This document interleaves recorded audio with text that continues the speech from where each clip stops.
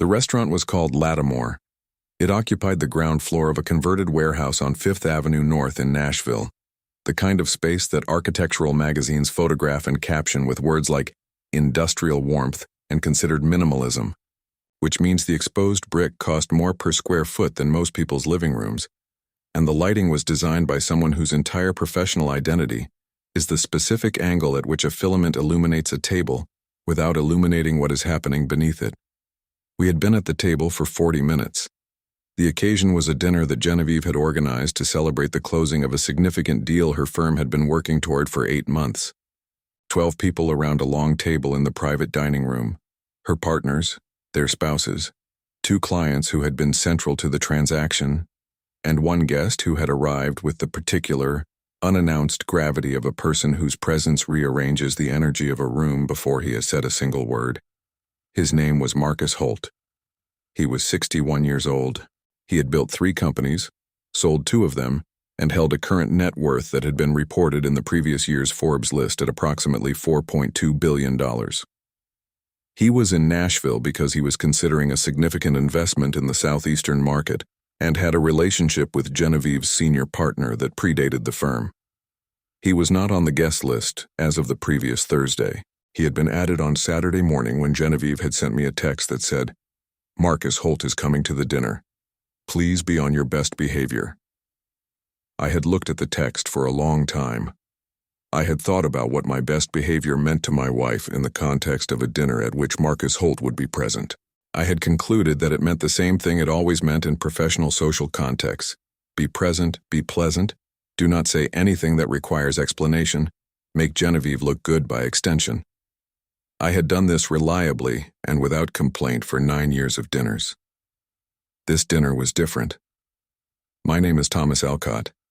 I am 44 years old. I was born in Knoxville, Tennessee, the second of 3 children of a woman named Eleanor who ran a small bookshop on Market Square for 30 years and who had the relationship with literature that some people have with religion, a complete and organizing belief in its capacity to tell the truth about human experience in ways that nothing else could. My father, William, was a professor of mathematics at the University of Tennessee who had the particular beauty of mind that genuine mathematical talent produces, the ability to see the structure beneath the surface of things, to find the pattern that explains the behavior, to understand not just what is happening, but why it cannot be otherwise.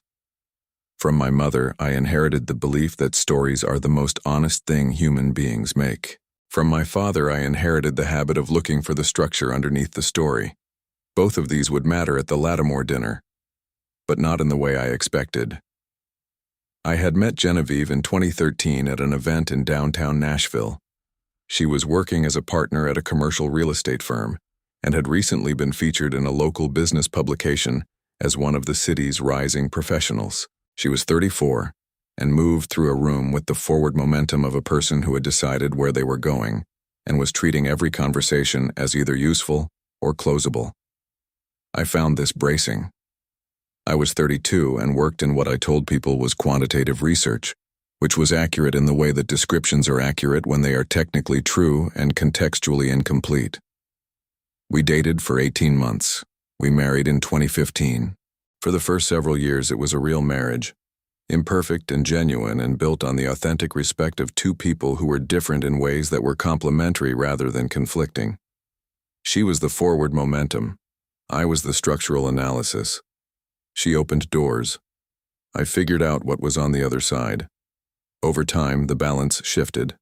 Not dramatically.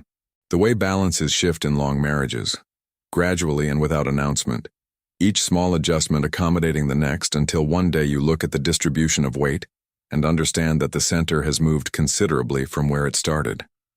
Genevieve had built her career into something that commanded rooms. Mine had evolved into something that commanded no rooms at all, because it was, by design and by choice, conducted in a register of complete discretion. The result in the social world we occupied together was a disparity of visibility that Genevieve had never publicly addressed, and that I had never publicly challenged, and that had become, over years, the ambient condition of our marriage's public presentation. She was the person. I was her husband. I need to tell you about what I actually did, not for drama, because without it, the rest of the story does not make sense. I had left my position at a financial analytics firm in 2018. Genevieve had understood this as a transition to independent consulting, which was true. What the phrase independent consulting did not adequately convey was that the specific consulting I had been doing, since before I left the firm and increasingly after, was quantitative research for institutional investors in a format that was, by any honest assessment, among the most specialized and consequential work being done in the southeastern investment market. My firm was called Alcott Research. It had no website, no press presence, no LinkedIn profile beyond a bare-bones professional listing that revealed nothing specific. It had 8 clients, all institutional, all bound by non-disclosure agreements that were, as my attorney described them, among the most carefully drafted confidentiality instruments she had seen in her career. The clients were sovereign wealth funds, family offices, and 2 of the largest university endowments in the country. They paid for access to my quarterly research reports and to ongoing analytical consultation on specific investment questions. The research combined the mathematical precision of my father's mind with the narrative clarity of my mother's, and produced something that my clients described, with a consistency that I had stopped finding surprising, as the best independent quantitative analysis they had access to at any price. Annual revenue from Alcott Research had, by the year of the Lattimore dinner, reached approximately $3.6 million. The investment portfolio I had built from that revenue, managed under the guidance of a financial advisor in Nashville named Ruth Drummond, who had been working with me since 2019, had a current value of approximately $11 million. Genevieve did not know the specific numbers. She knew the practice was doing well. She had not asked what doing well meant, and I had not offered the specifics, because the specifics lived in a register of my life that our marriage had not, in recent years, adequately accessed. This was not entirely her fault. It was not entirely mine. It was the compound result of years of small decisions about what to say and what to leave unsaid, and the accumulated distance those decisions create. Now, the dinner. Lattimore's private dining room held 16 people comfortably. We were 12. The table was long and set with the specific care of a restaurant that understands that the appearance of the table is the first communication the kitchen has with its guests. White linen, candlelight from 3 sources, glassware that caught and redistributed the light in ways that made the table look like a painting of itself. I was seated 4 chairs from the head of the table. Genevieve was at the head, which was appropriate given that this was her celebration. Marcus Holt was to her left. His presence at the table had reorganized the seating arrangement from what it had been planned to be. Because when a man of Marcus Holt's stature attends a dinner, the host instinctively places him closest to themselves, which meant that the partner who had originally been on Genevieve's left had been moved, and Marcus had been placed in the position of primary adjacency. I was between the firm's director of operations, a pleasant man named Gerald who talked about golf with the earnest exhaustion of a true believer, and a client whose name I had been given twice and had not retained, because the evening had not yet provided a context in which retaining it seemed necessary. The dinner was going well in the surface sense. Conversations were being had. Food was being consumed. The particular professional warmth of people who are doing business in the register of celebration was being maintained with the practiced skill of people who do this regularly and understand its requirements. Then the conversation reached me. It reached me the way these conversations often do, not directly but laterally. Genevieve's partner, David, who was seated 3 chairs down, had asked a question about the current analytics landscape in the investment research space. It was a professional question, broadly addressed to the table, the kind of question that opens a conversational door and allows anyone who wants to walk through it to do so. I had relevant things to say about the analytics landscape. I had spent 6 years building something inside it that was, by most measures available to me, significant. I waited for a pause in the primary conversation to offer a contribution. I said, "The shift toward proprietary quantitative frameworks over the last 4 years has been particularly interesting from a client perspective. Institutional investors who built their research relationships around traditional financial modeling are increasingly seeking the kind of signal-to-noise differentiation that only purpose-built analytical architecture can provide. There was a brief silence, not a hostile silence. The kind that arrives when something has been said in a professional dinner context that requires the listeners to assess whether the speaker knows what they are talking about or is performing knowledge. It was in this silence that Genevieve spoke. She did not look at me when she said it. She was looking at Marcus, who was looking at me with the evaluative attention of a man who had just heard something that had interested him. She said it the way people say things they believe are explanatory rather than cutting, in the register of clarification rather than dismissal. She said, "Thomas is in research. Small-scale independent work. He is not really operating at the level of the conversation we are having." Then she smiled at Marcus. A warm, smooth, professional smile. The smile of a woman managing a table. The room absorbed it. Not dramatically. The way rooms absorb things that are slightly wrong but not outrageous enough to require formal acknowledgement. Gerald, to my left, became very interested in his bread plate. The unnamed client to my right reached for his water glass. David, who had asked the original question, looked at the tablecloth. Marcus Holt looked at me. Not with pity, not with the polite, averted sympathy of a person witnessing a social diminishment and choosing to look away. He looked at me with the direct, evaluative attention of a man who had spent 40 years building things and who had become, over those 40 years, very good at looking at people and understanding what they were actually made of. He said, "Thomas, tell me more about what you mean by signal-to-noise differentiation in proprietary analytical architecture." The question was specific. It was technical. It was the kind of question that a person asks when they already know enough about the subject to evaluate the quality of the answer. It was not a rescue. It was an inquiry. And the distinction mattered. I looked at Marcus Holt. I looked at the 61-year-old man with $4.2 billion and 40 years of building things who had just asked me a technical question about my area of specific expertise in front of a table of 12 people, one of whom had just described my work as small scale. I answered him.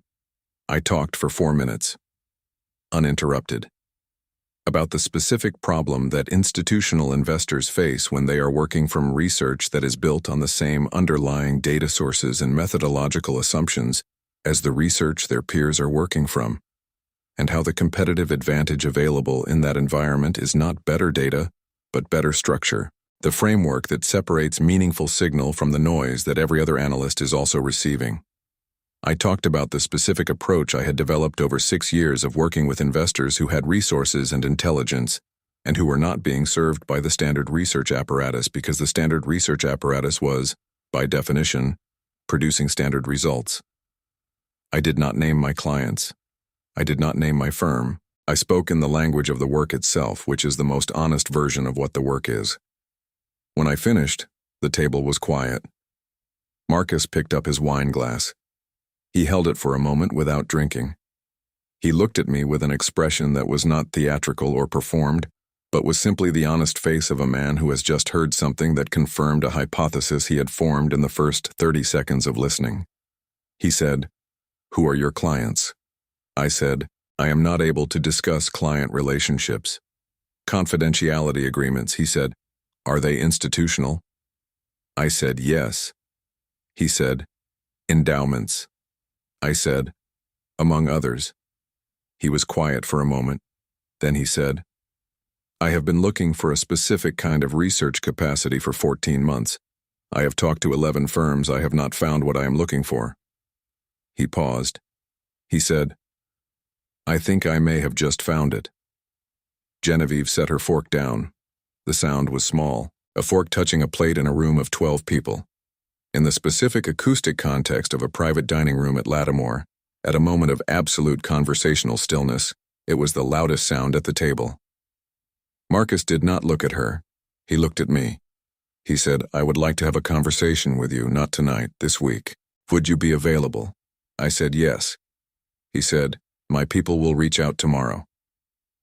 He picked up his wine glass and drank and turned back to the broader table and said something to David about a development project in the Gulch, and the dinner resumed its surface warmth and the conversations redistributed themselves along the table, and the rest of the evening proceeded as planned. except that Genevieve did not speak to me for the remaining 90 minutes of the dinner. She spoke around me, across me, through the space I occupied. She contributed to every conversation at her end of the table except the ones that required her to address the man sitting 4 chairs away, who had just received a specific and public endorsement from the most significant person in the room. I did not require her to address me. I was not performing anything. I was sitting at the table being the person I was, which had, in the course of 4 minutes and one direct question from Marcus Holt, become slightly more visible than it had been for most of the marriage's dinner party history. We drove home from Lattimore in a silence that had the texture of something that had been building for a long time and had just found its organizing event. At the 3rd stoplight on West End Avenue, Genevieve said, "What was that?" I said, "A professional conversation." She said, "He asked for your contact information." I said, "He asked if I was available for a conversation this week." She said, "Thomas, I have known Marcus Holt's name for 6 years. He is one of the most significant private investors in the southeastern market. He was at my dinner, at the celebration of my deal, and you turned it into a conversation about your research." I looked at the road. I said, "I answered a question he asked me." She said, "You positioned yourself in front of my clients." I said, "Marcus Holt is not your client. He is not yet anyone's client. He attended your dinner as a courtesy to David, and he asked me a question about my work and I answered it." She said it was embarrassing. I said, "What was embarrassing?" She did not answer immediately. The light changed. I drove. Then she said, "I introduced you as my husband, Thomas, not as someone with a research firm, not as someone who works with endowments. You sit at these dinners every year and you are quiet and you are pleasant and everyone understands that you are supportive and present and that is your role. And tonight you decided to make it about you, in front of Marcus Holt." I drove for 3 blocks. I looked at the road. I breathed in the way my father breathed when he was working through a proof that required patience before it required expression.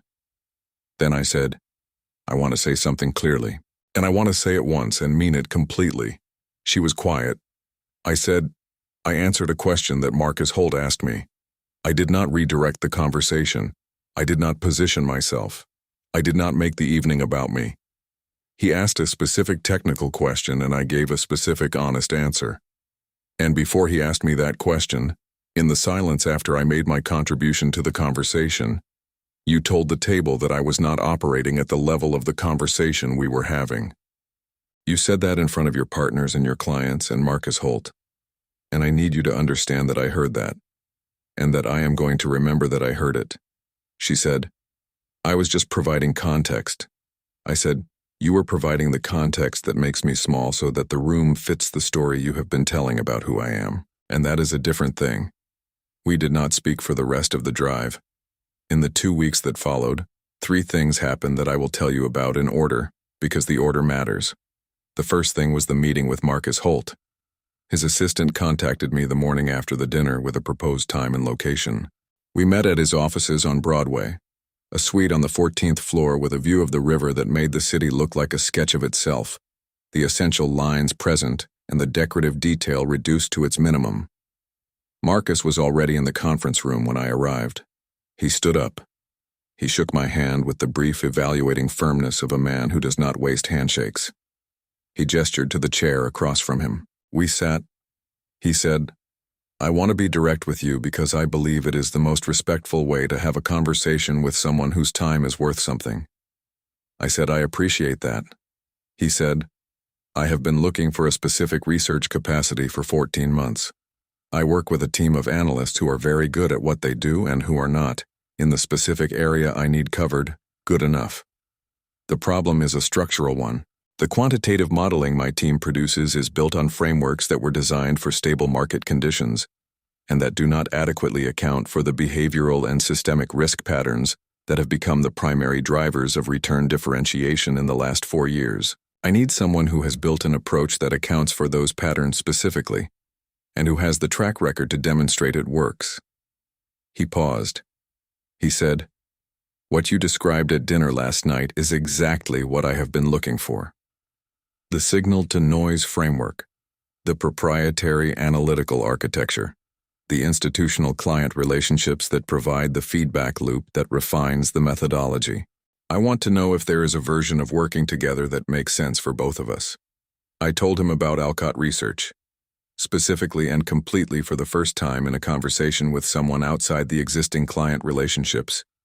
I told him the methodology, the client structure, the revenue, the portfolio, the 8 years of building a research practice that was designed to be invisible by choice, and that had become, in its invisibility, the most valuable thing I had ever built. He listened the way powerful people listen when they have found what they have been looking for, completely, without the anticipatory restlessness of someone waiting to speak, with the full, patient attention of a man who understands that some information requires time to land correctly. When I finished, he sat for a moment. Then he said, "I want to make an investment in Alcott Research, not as a client, as a partner, a minority stake in the research practice in exchange for capital that would allow you to expand the team and the methodology without compromising the confidentiality structure that makes the practice valuable." He named a figure. It was not a small figure. It was the kind of figure that changes the architecture of what is possible. I sat with it. Then I said, "I want to be honest with you about something before we go further." He said, "Please." I said, "My wife is in your professional orbit. She organized the dinner where we met. She has been building a relationship with your colleague David for 3 years. A partnership between you and me creates a dynamic in that landscape that I want to name directly rather than leave implicit." He looked at me for a long time. Then he said, "I have been in business for 40 years. I have worked with the spouses of colleagues, the children of partners, the siblings of clients. The question I ask in every case is the same. Is the work good? Is the person honest? Is the relationship worth building? The answer to all 3 of those questions in your case is yes. The personal landscape you are describing is your business, not mine. The research is mine. If the 2 can coexist without compromising either, I am interested. If they cannot, tell me now." I said, "They can coexist." He said, "Then let us talk structure." We talked for 2 more hours. His attorney and mine would spend the following 3 weeks translating the conversation into a partnership agreement that was, as my attorney described it, the most favorable terms she had seen for a minority investment in a private research practice. The second thing that happened in those 2 weeks was a conversation with Genevieve, not at a dinner table, at our kitchen table on a Sunday morning, which is where the honest conversations in our marriage had always happened, the ones that were not performed for anyone, the ones that existed only between the 2 of us. I told her about Marcus, about the meeting, about the investment, about the figure he had proposed and the structure we were discussing, and the partnership agreement that was being drafted. She listened the way she had not listened at the dinner, without the management, without the performance, without the professional composure that she deployed in rooms where there were other people to consider. When I finished, she was quiet for a long time. Then she said, "I did not know." I said, "I know you did not." She said, "The research practice, the clients, the revenue. I knew you were doing well.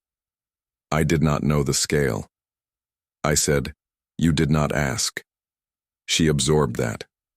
I did not say it with cruelty.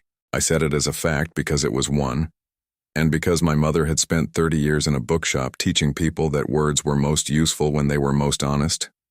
She said, "Why did you not tell me?" I said, "I tried. Early on. You were building the firm, and the conversations we were having were about your trajectory and the people who mattered to it, and what I could do to support that.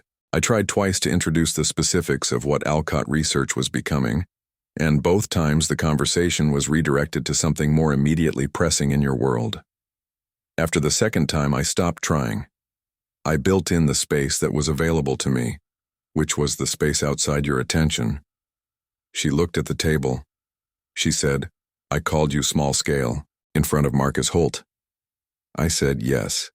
She said, "I called you a nobody." I said, "You said I was not operating at the level of the conversation. It was the same thing." She said, "Thomas." I looked at her. She said, "I am so sorry." I sat with the apology. I let it be exactly what it was, genuine and late and insufficient and necessary. All four of those things simultaneously. Real apologies often are. I said, I believe you.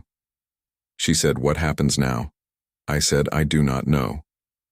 I know that Marcus's investment is going to happen because it is the right business decision, and because the research is good, and because the partnership will allow Alcott Research to do things I have not been able to do alone. I know that is going to change the landscape you occupy professionally in ways that we are both going to have to navigate. And I know that the conversation we should have had years ago about what I was actually building is the conversation we are now having because a man I had never met asked me one honest question, and everything shifted. She said, I made you invisible. I said, you did not make me invisible. You saw the version of me that was presented to you and you decided it was the whole version. But I was also not presenting the whole version. We both built the invisibility. Not intentionally, but we built it together. She said, that is generous. I said, it is accurate. The third thing that happened in those 2 weeks was a conversation with my daughter Claire, who was 17 and had the combination of her grandmother's relationship with stories and her grandfather's ability to see the structure underneath them, which made her, at 17, more perceptive about human situations than most adults I knew. She came to me on a Wednesday evening while I was in my study reviewing the first draft of the partnership agreement. She sat in the reading chair and looked at me and said, Dad, can I ask you something? I said yes. She said, Mom told me what happened at the dinner. She told me what she said to the table. She told me about Marcus Holt asking you the question. She told me about the investment. I said, what do you want to ask me? She said, why did you not tell her sooner? About the practice. About what it actually was. I said, because the space in our marriage was not organized around my telling. It was organized around her doing. And when the space for a thing does not exist, you stop trying to put the thing in it. You build somewhere else. She said, but she needed to know. I said, yes.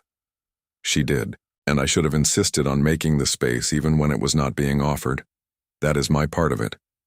She said, so you both did it wrong. I said, in different ways, yes. She sat with that. The particular quiet concentration of a 17-year-old processing something about the adults in her life that will become part of her understanding of how relationships work. Then she said, I want to ask you something else. I said, all right. She said, do you love Mom? I looked at my daughter. I looked at the question she was asking and the reason she was asking it, and the 17 years of her life in which Genevieve and I had been the organizing structure, and the fear that was sitting underneath the question, the fear that the structure was about to change shape. I said, yes, I love your mother. That is not in question. What is in question is whether we built our marriage in a way that made room for both of us to be fully who we are, and the answer to that question is more complicated. She said, are you getting divorced? I said, I do not know yet. We have a lot of conversations ahead of us. What I know is that we are going to have them honestly, and that whatever comes out of them, you are not going to lose either of your parents. She nodded. She got up from the reading chair. She stopped at the door. She said, you know what I think? I said, what? She said, I think you and Mom are both really smart people who got so good at your own things that you forgot to stay smart about each other. She went to her room. I sat at my desk with the partnership agreement in front of me and thought about what my 17-year-old daughter had just said, which was the most accurate description of our marriage's failure that anyone had offered, and which she had delivered with the specific, unadorned clarity of someone who had not yet learned to soften true things. I thought about Marcus Holt, about the specific, direct question he had asked me in a room full of people, after my wife had described my work as small-scale, because something I had said had interested him and he had wanted to know more.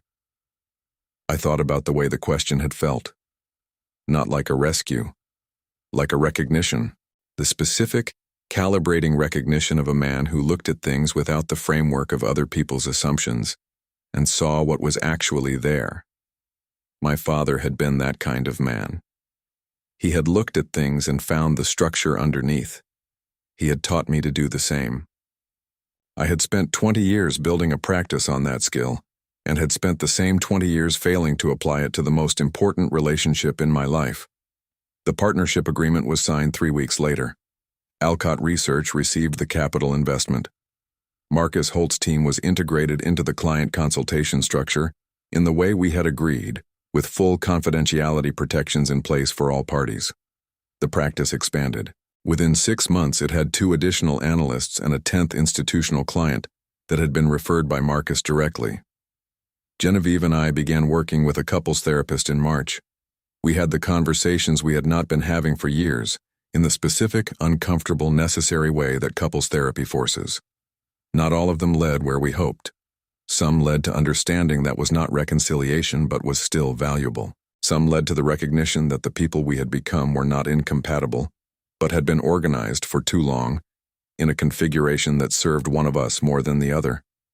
I am not going to tell you how the marriage resolved, because that belongs to the 2 of us and to Claire and to the specific private landscape of a family working through the most honest reckoning it had ever attempted. What I will tell you is that the reckoning was real, and that real reckonings, however they resolve, produce something that incomplete ones do not, which is the knowledge of what actually happened and why. The knowledge you can stand on, even when you cannot stand on anything else. What I want to tell you directly and without the embellishment of narrative distance is this. The dinner at Lattimore was not about Marcus Holt. It was not about the investment or the professional recognition or the specific vindication of having a billionaire ask a follow-up question after your wife described your work as small scale. Those things happened and they mattered, but they are not the story. The story is about the question Marcus asked, not its content, its existence. The fact that he asked it because something I said interested him, because he was the kind of person who looked at things without the framework of other people's assumptions and saw what was actually there. The fact that the question existed because I had built something real, in the quiet hours, in the study with the door closed, in the disciplined and patient and invisible labor of someone who understood that the value of a thing was not determined by the number of people watching it being built. The investment validated the work. It did not create the work.